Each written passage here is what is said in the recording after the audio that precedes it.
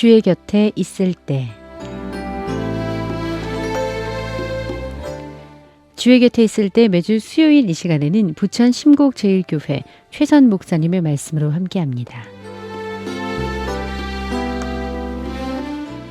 사랑하는 극동방송 애청자 여러분, 한 주간 동안 주님 안에서 평안하셨는지요?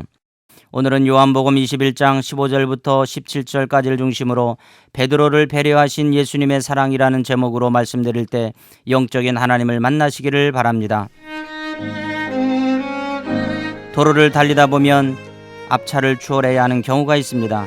어떤 사람은 조금 속도를 늦춰 앞에 자리를 비워 양보해 줍니다. 그런데 어떤 사람은 급과속을 해서 끼어들지 못하게 합니다. 그러다가 사고도 나기도 하고 싸움이 나기도 합니다. 영어에 after you라는 말이 있습니다. 당신 먼저, 이 선진국의 배려 문화입니다. 우리나라에서는 번쩍하는 상향등의 의미가 나 먼저입니다. 내가 먼저 갈 테니 가만히 있으라는 경고입니다. 그러나 영국에서는 반대로 당신 먼저라는 뜻입니다. 내가 양보할 테니 안심하고 먼저 오라는 신호입니다. 우리나라도 경제 개발이 되기 전 과거의 문화에서는 형님 먼저, 아우 먼저 하며 살아왔습니다. 콩 한 알도 서로 나누어 먹고 감나무에 몇 개의 감을 남겨두어 까치들이 먹도록 했습니다. 그러나 경쟁이 심화되면서 양보는 몰락이고 배려는 바보짓이고 나눔은 가난이라고 생각하게 되었습니다. 이웃에 대한 배려가 부족하다 보니 요즘 공동주택의 층간소음 문제로 살인사건까지 벌어지고 있는 상황입니다. 지금 우리는 서로 양보하고 존중하고 배려하는 미덕이 절실히 필요한 시대를 살고 있습니다. 링컨 대통령은 야전병원에서 죽어가는 병사를 위해 편지를 대필해 주었고, 트루먼 대통령은 자신을 위해 생일 케이크를 만들어준 요리사에게 감사하기 위해 백악관 역사상 처음으로 주방에 들어갔습니다. 케네디 대통령은 간저 밖에서 하얀 눈을 뒤집어 쓰고 경계를 서고 있는 경호원을 보고 안쓰러운 나머지 직접 커피를 나눠다 주었습니다. 그리고 30분 있다가 도저히 안 되겠던지 자신의 코트와 스웨터를 직접 가져다가 걸쳐 주었습니다. 그 경호원은 케네디의 배려에 눈시울을 적셨습니다. 권력은 사람의 몸을 움직이게 하지만 존중과 배려는 사람의 마음을 움직이게 합니다. 양보와 배려는 행복하고 아름다운 세상을 만듭니다. 배려하고 양보하는 마음은 세상을 진정으로 아름답고 풍요롭게 만듭니다. 높은 자들은 낮은 자들을 배려하고 가진 자들이 없는 자들을 배려하고 강한 자들이 약한 자들을 배려할 수 있다면 이 나라 대한민국은 얼마나 살기 좋은 나라, 행복한 나라가 되겠습니까? 우리는 배려의 소중함을 알고 배려를 배워야 합니다. 우리는 요한복음 21장에서 쓰러진 제자를 다시 일으켜 세우시는 예수님의 배려를 살펴볼 수 있습니다. 예수님이 베드로에게 베푸신 배려는 어떤 것이었을까요?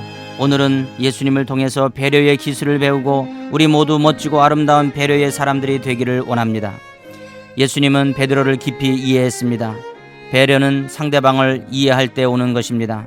마태복음 26장 34절을 보면 예수께서 이르시되 내가 진실로 내게 이르노니 오늘 밤 다 굴기 전에 내가 3번 나를 부인하리라고 말씀하고 있습니다. 예수님은 베드로가 3번 부인할 것을 예견하셨죠. 이 말씀 앞에 베드로가 어떻게 반응했습니까? 마태복음 26장 35절을 보면 베드로는 내가 주와 함께 죽을지언정 주를 부인하지 않겠나이다라고 호언장담했습니다. 그러나 그의 장담은 하루도 지나지 않아 무너졌습니다. 작은 여종 앞에서 주님을 부인했습니다. 나중에는 맹세하고 저주까지 해가면서 예수님을 부인했습니다. 우리가 잘 알다시피 인간은 실패할 수밖에 없는 연약한 존재임을 이 시간 고백할 수밖에 없습니다. 그런데 가장 처참한 것은 실패할 때 큰 것 때문에 실패하는 것이 아니라 아주 사소한 작은 것 때문에 실패한다는 것입니다. 베드로가 빌라도 앞에서 예수님을 부인한 것이 아닙니다. 그것도 작은 여종 앞에서 예수님을 부인했습니다. 그것이 더 괴로운 것입니다. 베드로는 실패했습니다. 완전히 무너졌습니다. 자신감도 의욕도 모두 잃어버렸습니다. 부활하신 예수님을 만난 후에도 베드로는 여전히 일어서지 못했습니다. 그래서 베드로는 고향으로 돌아와 다시 갈릴리 바다에서 고기를 잡고 있었습니다. 이 땅에 발을 딛고 살고 있는 누구에게나 실패는 고통스러운 것입니다. 때로는 한 번의 실패이지만 그것이 치명적인 결과를 가져올 수도 있습니다. 예수님은 실패한 인간의 이런 마음을 잘 이해하시는 분이십니다. 그래서 베드로를 찾아가신 것입니다. 사람이 실패하면 자신감을 잃어버립니다. 능력을 잃어버립니다. 자신 안에 있는 엄청난 잠재력도 보지 못하고 꿈도 사명도 목적도 망각합니다. 실패 때문에 모든 것이 가려져 보지 못합니다. 그럴 때 누군가의 도움이 필요합니다. 혼자 일어설 수 없을 때 누군가가 와서 따뜻한 손을 붙잡아 일으켜 주어야 합니다. 예수님은 이러한 인간의 연약함을 너무나도 잘 아셨습니다.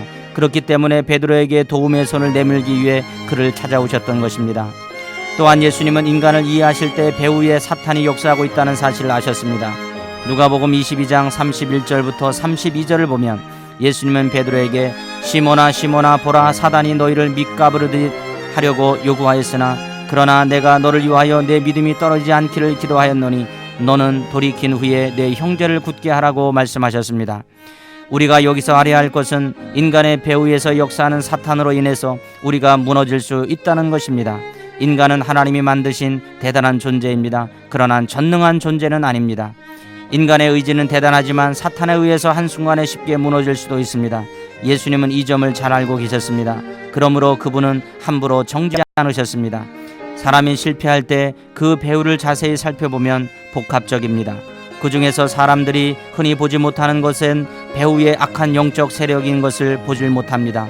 그러므로 우리는 실패한 사람이나 쓰러진 사람을 배려할 때 영적인 안목을 가지고 바라볼 수 있어야 합니다. 또한 예수님은 실패를 통해 우리가 더욱 발전할 수 있다는 사실도 아셨습니다. 실패가 인생의 끝이 아니라 포기가 인생의 끝임을 아셨습니다.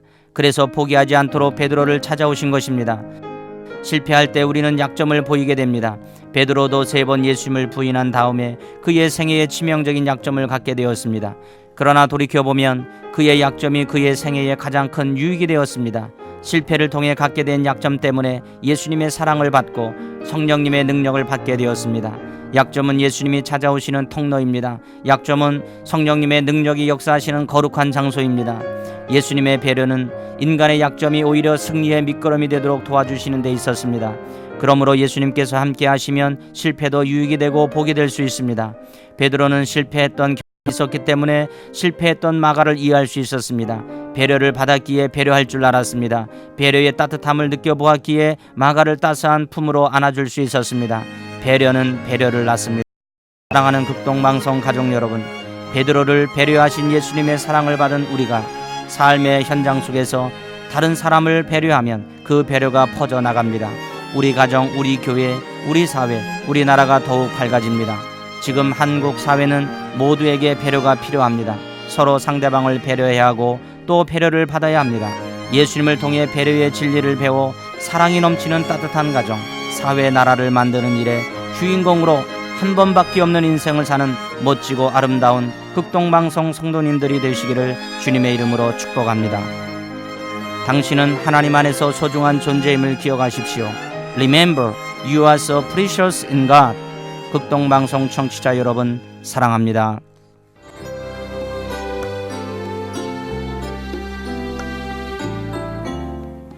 주의 곁에 있을 때 지금까지 부천 심곡제일교회 최선 목사님의 말씀으로 함께했습니다.